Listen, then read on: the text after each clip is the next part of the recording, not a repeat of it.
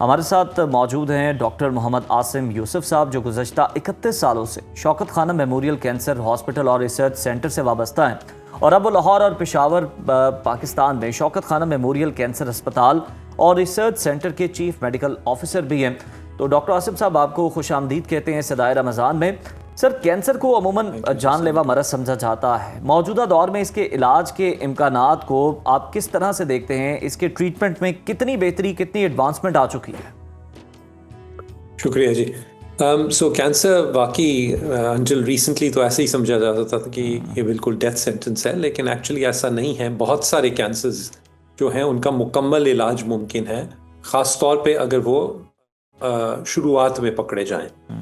ہمارے ہاں جو خواتین کا کینسر ہے چھاتی کا، وہ سب سے کامن کینسر ہے پاکستان میں بھی اور ہمارے ہسپتال میں بھی، اور وہ کینسر ایسا ہے کہ اگر وہ ارلی سٹیج میں پکڑ جائے تو تقریباً 99% میں مکمل علاج ممکن ہے۔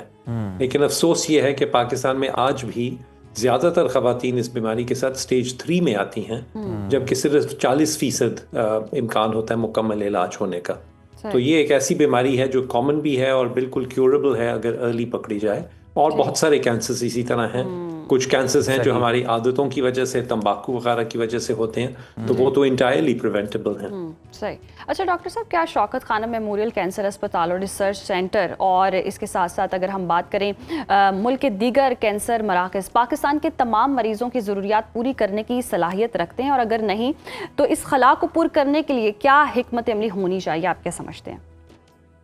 سو اس وقت ہمارا ایسٹیمیٹ ہے کہ 1,80,000 نئے کینسر پیشنٹس ڈائگنوز ہوتے ہیں ہر سال، اور ہم نے دو جو ہمارے ایگزسٹنگ ہاسپٹلز ہیں لاہور میں اور پشاور میں، پچھلے سال فار ایگزامپل 14,500 نئے کینسر پیشنٹس ہم نے ایکسیپٹ کیے ایک سال میں، 1,80,000 میں سے۔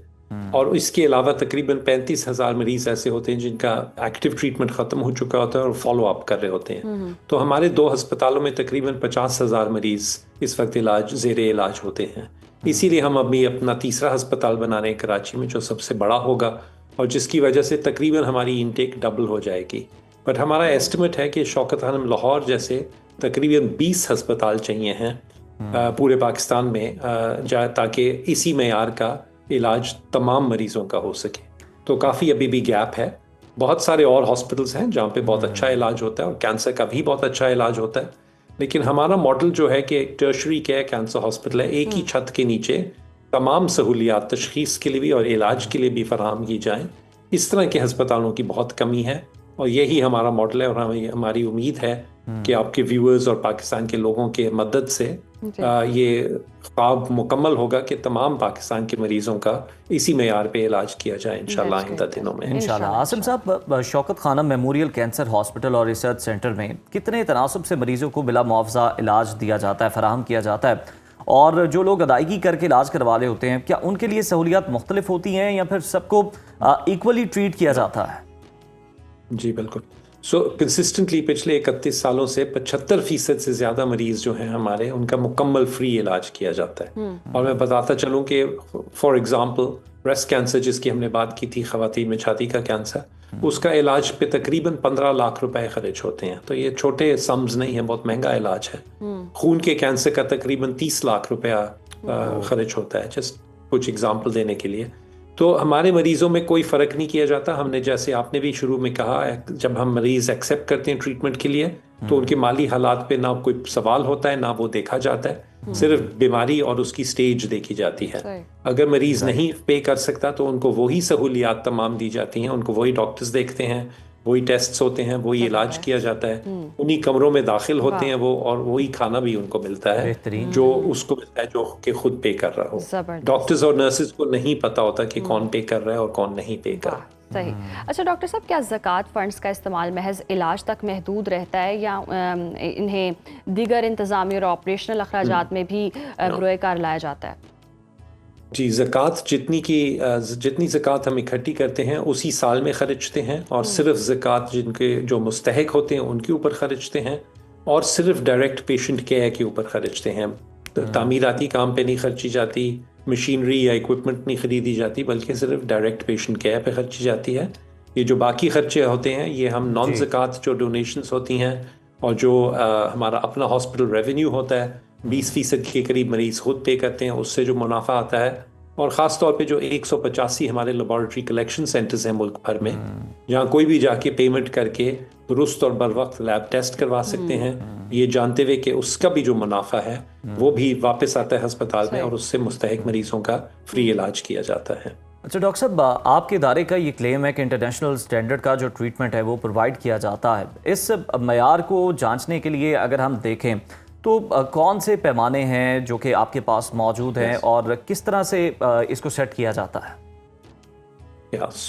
हमने हमेशा कहा कि हम आला मयार की तशखीस और इलाज का काम करते हैं, लेकिन तकरीबन 10 साल पहले हमने सोचा कि इसकी कोई थर्ड पार्टी वेरिफिकेशन भी होनी चाहिए ताकि हमारे मरीजों को भी ये तसल्ली हो, और ख़ास तौर पे जो डोनर्स हैं, जो लोग ज़कात और अतियात देते हैं, उनको भी यकीन हो कि वाकई आला मयार का काम किया जाता है। हमने 2018 में जॉइंट कमीशन एक्रेडिटेशन हासिल की अपने हॉस्पिटल के लिए लाहौर में, और 2019 में पेशावर के हस्पताल की हुई। ये एक यूएस का इदारा है जो उनके हस्पतालों को एक्रेडिट करता है, एवेल्युएट करता है, ऑडिट करता है उनका। तो उसी मेयार पे वो हमारे हस्पताल को भी उन्होंने असेस किया, वहीं से टीमें आती हैं एवेल्युएट करने के लिए। ये 3 साल के बाद रिन्यू होता है, तो हमने इसको बाकायदगी से रिन्यू भी किया है। और 2022 में इन्होंने एक ज़्यादा मुश्किल और ज़्यादा स्ट्रिंजेंट इवैल्यूएशन का प्रोसेस इंट्रोड्यूस किया, जिसको एंटरप्राइज एक्रेडिटेशन कहते हैं, जिसमें उन्होंने हमारी तमाम सहूलियात लाहौर, पेशावर, कराची, तमाम लैब्स वगैरह का इकट्ठे 5 हफ्ते लगा के ऑडिट किया। और उस वक्त हम दुनिया की दूसरी ऑर्गेनाइजेशन थे जिसके पास ये एक्रेडिटेशन थी। ये पिछले साल अभी सितंबर में हमने दोबारा रिन्यू की है। इसके अलावा लैब का जिक्र आया था पहले भी, तो किसी भी हॉस्पिटल में लैब का आला मेयार की लैब का होना बहुत ज़रूरी है, और हम इसका रेवेन्यू भी इस्तेमाल करते हैं मुस्तहिक मरीजों का इस्तेमाल करने के लिए या इलाज करने के लिए। तो कॉलेज ऑफ अमेरिकन पैथोलॉजिस्ट से हमने 2023 में लाहौर की लैब का, और अभी 2026 के शुरू में जनवरी में पेशावर की लैब को भी क्रेडिट किया हुआ है उन्होंने। तो वो भी आला मेयार पे, यूएस स्टैंडर्ड्स पे ही काम करती है और उसकी थर्ड पार्टी वेरिफिकेशन है। ठीक। अच्छा डॉक्टर साहब, आवाम हर साल बढ़ चढ़ कर एहतियात क्यों देते हैं? ये जो एतमाद आवाम करते हैं, इसके ये जो एतमाद वाली हम देख रहे हैं फ़ज़ा बरकरार भी रखी हुई है आप लोगों ने, इसके पीछे हिकमत अमली क्या है? क्या अवामिल हैं? इसमें 2 चीज़ें हैं जी मेनली। सबसे पहले तो इमरान खान साहब की जो रेप्यूटेशन थी, जिसकी वजह से लोगों ने शुरू में उनको पैसे दिए अस्पताल बनाने के लिए और चलाने के, लाहौर में उनको यकीन था कि वो जो जिस काम के लिए वो कह रहे हैं उसी पे खर्च जाएंगे। इसके बाद फिर हॉस्पिटल्स की अपनी रेप्यूटेशन है, अब 3 दिहाइयों से ज़्यादा हो गए हैं। लोग खुद देख सकते हैं, लाखों मरीजों का इलाज हुआ है, उनके और लाखों जानने वाले रिश्तेदार, उनको भी पता है कि वाकई तो हम कहते हैं कि आला मेयार का काम किया जाता है और फ़र्क नहीं किया जाता उनमें जो खुद पे कर रहे हैं और जो मुस्तहिक मरीज़ हैं जिनका फ्री इलाज हो रहा है। इसी वजह से हर साल, पिछले साल से ज़्यादा हमें ज़कात और अतियात इकट्ठी होती है माशाल्लाह, और हर साल इसी की वजह से पिछले साल से ज़्यादा हम मुस्तहिक मरीज़ों का फ्री इलाज कर पाते हैं। यही यकीन है जिसकी वजह से एक से दूसरा अस्पताल बना। पेशावर का 2015 में बना, वहाँ पे भी तमाम वही सहूलियात हैं लाहौर वाली, और इसी की वजह से, इस रेप्यूटेशन और इस बिलीफ की वजह से कराची का अस्पताल इस वक्त ज़ेर तामीर है। वो हमारा तीसरा और सबसे बड़ा कैंसर अस्पताल बन रहा है, लाहौर से दुगना है साइज में और तमाम सहूलियात में, और इंशाल्लाह वो 29 दिसंबर इसी साल 2026 में वो भी खुल जाएगा, और वहाँ पे भी इसी तरह 75% से ज़ायद मरीजों का कम्प्लीटली फ्री इलाज किया जाएगा। बेहतरीन। डॉक्टर साहब, यकीनन हर साल जो हैं वो डोनेशंस बढ़ती चली जा रही हैं, लेकिन हम देख रहे हैं कि जो मौशी हालात हैं, अस्पताल के अखराजात और तौसीही मंसूबे जो हैं उनकी लागत भी बढ़ती चली जा रही है, तो इसको आप किस तरह से मेंटेन कर रहे हैं? अभी तक हमने 125 अरब रुपए खर्चे हैं मुस्तहिक मरीजों का फ्री इलाज करने में दोनों अस्पतालों में, जब से ये शुरू हुए। इस साल का हमारा बजट 43 अरब रुपए है, जिसमें से 13.6 अरब रुपए हमारी उम्मीद है कि इस साल हम ज़कात से इकट्ठी करेंगे। तकरीबन इतना ही 13 अरब और जो बाकी सारा साल लोग अतियात और सदका वगैरह देते हैं वो उससे आएगा। तकरीबन 12 अरब रुपए हमारा क्लिनिकल रेवेन्यू है, जो मैंने जिक्र किया लेबॉरेटरी कलेक्शन सेंटर्स से जो लोग टेस्ट करवाते हैं। तो हम अपील करेंगे कि वो भी लोग ज़रूर हमारी लैब को इस्तेमाल करें, बिकॉज आला मेयार का टेस्ट आपको मिलेगा, दुरुस्त और बर वक्त रिपोर्ट मिलेगी, और उससे मुस्तहिक मरीजों का भी फ्री इलाज किया जाएगा। और फाइनली कराची के लिए स्पेसिफिकली इस साल हम उम्मीद रख रहे हैं کہ تقریباً 9 ارب रुपए کا ہمیں ابھی ضرورت ہے اور کراچی کے ہسپتال کو مکمل کرنے کی. تو وہ بھی ہم اس سال امید کرتے ہیں کہ ہمارے ڈونرز دل کھول کر بڑھ چڑھ کر ہمیں ڈونیشنز دیں گے انشاءاللہ. صحیح. اچھا ڈاکٹر عاصم صاحب، بعض حلقے فنڈز کے استعمال میں شفافیت کے حوالے سے بھی سوال اٹھاتے ہیں. آپ ان خدشات کو کس طرح دور کرتے ہیں اور مالی شفافیت کے لیے کون سے آڈٹ یا نگرانی کے نظام جو ہیں وہ موجود ہیں؟ بالکل.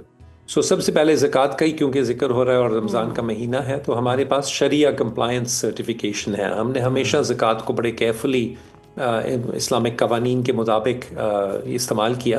لیکن پچھلے 2018 سے ہم نے ہر سال تھرڈ پارٹی اس کا بھی ایک شریعہ کمپلائنس آڈٹ کروایا ہے، اور اس کے بھی سرٹیفکیٹ سارے ہماری ویب سائٹ پہ اویلیبل ہیں. جو بھی دیکھنا چاہے وہ یقین دلاتا ہے کہ باقی اسلام کے جو پرنسپلز ہیں اس کے مطابق زکوٰۃ خرچی جاتی ہے. اور میں نے ایکسپلین کیا کہ مستحق مریضوں پہ صرف ہوتی ہے اور صرف ڈائریکٹ پیشنٹ کیئر پہ خرچی جاتی ہے، وہ انویسٹ نہیں ہوتی یا سیو نہیں ہوتی. اس کے علاوہ جتنے ہمارے فائنینشیل آڈٹ ہیں، 1995 جو پہلا ہمارا سال تھا آپریشنز کا، اس وقت سے لے کے آج پچھلے سال تک ہمارے تمام فائنینشیل آڈٹس جو فرگیوسنز جو پاکستان کی سب سے بڑی آڈٹ کمپنی ہے وہ کرتی ہے، وہ تمام آڈٹ کے ہمارے اسٹیٹمنٹس جو ہیں وہ ہماری ویب سائٹ پہ اویلیبل ہیں، وہ کوئی بھی دیکھ سکتا ہے. اس کے علاوہ ہم پاکستان سینٹر فار فیلانتھروپی کے ساتھ بھی رجسٹرڈ ہیں، وہ بھی ہمارا سالانہ آڈٹ کرتے ہیں. وہ ایک تھرڈ پارٹی ایک تیسرا قسم کا آڈٹ ہے جو دکھاتا ہے کہ ہمارے تمام سسٹمز جو ہیں financial as well as administrative وہ تمام قانون کے مطابق اور highest moral and ethical standards کے مطابق ہیں. اچھا عاصم صاحب، کینسر کے علاج میں اگر ہم دیکھیں، جس طرح سے آپ نے بتایا کہ ہر سال 1 لاکھ سے زائد پیشنٹ سامنے آتے ہیں، ریسرچ کی امپورٹنس کیا ہے اور اس میدان میں شوکت خانم میموریل کینسر ہاسپٹل اور ریسرچ سینٹر کا کردار کس نوعیت کا ہے؟ جی، جس طرح آپ نے شروع میں بات کی تھی کہ کینسر ایک ڈیتھ سینٹنس یا بہت سیریس بیماری سمجھی جاتی تھی، اور اب وقت آیا ہے کہ بہت سارے کینسر کا علاج ہو سکتا ہے. وہ اسی لیے ہے کیونکہ ریسرچ کی جاتی ہے کانسٹنٹلی. دنیا بھر میں لوگ دیکھ رہے ہیں کہ کون سے کینسرز ہیں، کس طرح بنتے ہیں، کس طرح روکے جاتے ہیں بننے سے، یا کون سی دوائیاں استعمال کی جا سکتی ہیں ان کے علاج کے لیے. تو کوئی بھی کینسر ہاسپٹل اعلیٰ معیار کا نہیں ہو سکتا اگر اس میں ریسرچ نہ ہو. تو ہمارے یہاں ہم نے ہمیشہ سے ایک سٹریس کیا ہے، ہمارے نام کا بھی حصہ ہے ریسرچ سینٹر. تو ہم اس وقت 1600 سے زیادہ انڈیکسڈ پیئر ریویوڈ پبلیکیشنز ہیں ہمارے ہاسپٹل سے جو انٹرنیشنل میڈیکل لٹریچر میں ہیں. ہم لارجسٹ کنٹریبیوٹر ہیں کینسر ڈیٹا کے، کینسر ریسرچ کے اوپر پاکستان میں. تو ہم ہمیشہ سے سٹریس کیا ہے کہ بہت کلینکل ریسرچ بھی کریں اور بیسک سائنس ریسرچ بھی کریں، تاکہ ہم سمجھ سکیں کہ پاکستان میں کون سے کینسرز ہیں، کون سے کامن ہیں، کیوں ہیں، اور ان کے اوپر کون سا علاج ضروری ہے. ہمارے بیسک سائنس ریسرچرز جو ہیں انہوں نے کچھ نوول جینیٹک میوٹیشنز بھی آئیڈینٹیفائی کی ہیں پاکستانی زبردست. یعنی کہ ریسرچ کا سلسلہ بھی جاری ہے تاکہ علاج کرتے وقت آسانی ہو سکے، سمجھا جا سکے. بہت شکریہ ڈاکٹر عاصم صاحب آپ کے وقت کا.